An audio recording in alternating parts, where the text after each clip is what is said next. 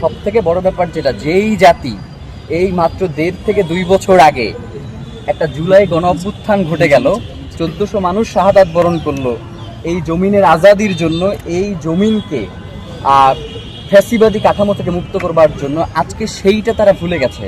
তারা জুলাই সনদ মানছে না, তারা সংস্কারগুলো বাস্তবায়নের বিরুদ্ধে তারা রায় দিচ্ছে। তো সেই ক্ষেত্রে তারা বাংলার ভূমিপুত্র শেরেবাংলাকে, ফজলুল হককে মনে রাখবে, এইটা তো আসলে আমাদের চিন্তার জন্য বিলাসিতা। অধিকাংশ মানুষ জানে না যে শেরেবাংলাকে ফজলুল হকের জন্মস্থানটা কোথায়। এইটা কি শুধুমাত্র যারা জানে না তাদের ব্যর্থতা, নাকি রাষ্ট্র আমাদের বাংলার যারা ভূমিপুত্র রয়েছে তাদেরকে আড়াল করে রাখবার একটা প্রচেষ্টা তারা সবসময় কলকাতার প্রেসক্রিপশনের মধ্য দিয়ে করে আসছে? আপনি দেখবেন যে 24-এর গণ অভ্যুত্থানের মধ্য দিয়ে, গণ অভ্যুত্থানের পরে আমরা সর্বপ্রথম নবাব সলিমুল্লাহ বা শেরেবাংলাকে ফজলুল হক, সোহরাওয়ার্দী, এদের কাছাকাছি আমাদের এই প্রজন্ম আসবার একটা চেষ্টা করছে। তাহলে 24-এ যদি তারা তাদের কাছাকাছি যাওয়ার একটা তাদের চেষ্টা থাকে, তাহলে তারা এর আগে কেন চেষ্টা করে নাই? এর আগে তাদেরকে আসলে এই জায়গাগুলোতে আসবার সুযোগ করে দেওয়া হয় না, বা সেইভাবে করে এটার প্রচারণা হয় নাই। শেরেবাংলা একে ফজলুল হকের আজকে 64তম মৃত্যুবার্ষিকী।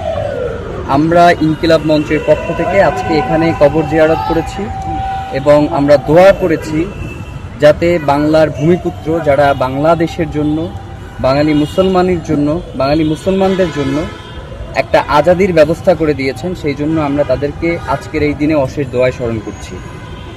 আপনারা জানেন যে শেরেবাংলাকে ফজলুল হকের একটা খুবই গুরুত্বপূর্ণ কথা রয়েছে, যেটা বর্তমান সময়ে খুব প্রাসঙ্গিক।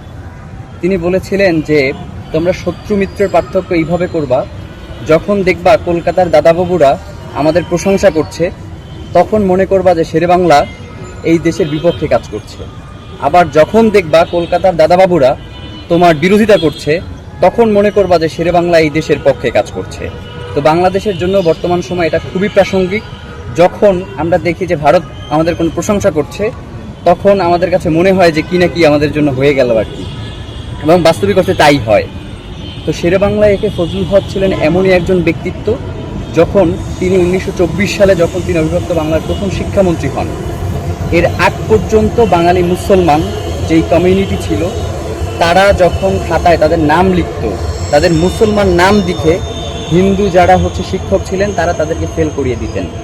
তিনি শিক্ষামন্ত্রী হওয়ার পরে খাতা থেকে এই নাম লেখার যে পদ্ধতি সেটা বাতিল করেন, যার ফলশ্রুতিতে প্রথম বছরই প্রথম বিভাগে প্রথম স্থান অধিকার করেন একজন মুসলমান। এবং শুধু তাই নয়, তিনি বাংলার মেহনতি কৃষক যখন জুলুমের শিকার হচ্ছিল, যখন তিনি জমিদারদের জাঁতাতলে নিষ্পেষিত হচ্ছিল এই বাংলার মেহনতি কৃষক, তখন তিনি এই জমিদার প্রথা উচ্ছেদের মধ্য দিয়ে বাংলার কৃষক এবং মেহনতি মানুষদেরকে মুক্ত করেছিলেন।